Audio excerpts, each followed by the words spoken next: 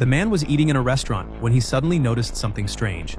At some point, the restaurant had been surrounded by a large number of police officers. He quickly scanned his surroundings.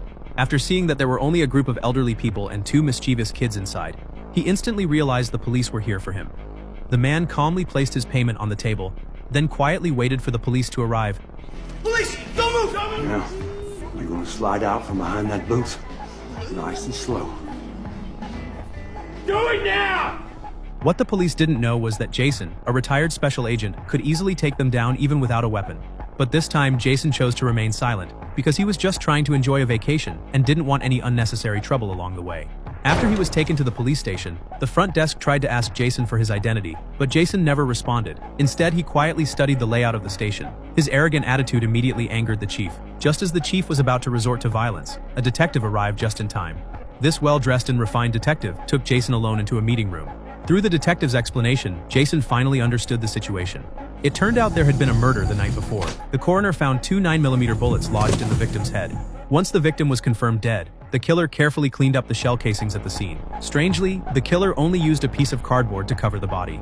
And that morning, someone happened to see Jason passing by the crime scene. So the officers arrested Jason and brought him in. That's when Jason, who had been silent all along, finally spoke. Because I didn't kill anybody. At least not recently. And from the details the detective mentioned, Jason quickly deduced key information. 3 men dropped this body. Lighten me. Shooter was someone who knows firearms well. Bullets were small caliber, 9mm, 95 grain, that's subsonic. A silencer was used. He also knew enough to pick up his brass. This wasn't a first-timer. This was someone who knew how to conduct a quiet, effective kill. Although every one of Jason's deductions was backed by logic, the detective still wanted to know why Jason was near the crime scene. Jason helplessly explained that he had just gotten off at the station. Unfamiliar with the area, he had to continue on foot, and all the police found on him was a toothbrush, a medal, and $300. Even though Jason was cleared of suspicion, the chief still locked him up, saying the case remained unsolved. Just as Jason was growing frustrated, a cop came in and said there was a new lead. Police had found a phone number printed on the sole of the victim's shoe. Using their system, they quickly tracked down a man.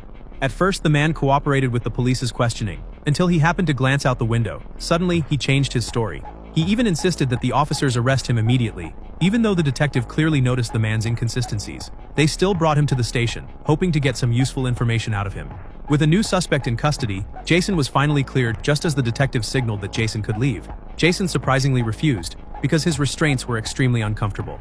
The detective told a colleague to grab some scissors, but Jason suddenly signaled the officer not to bother. Breaking free from them was like playing with a kid's toy for him. Just as Jason was about to walk out of the station, the detective suddenly called out and stopped him.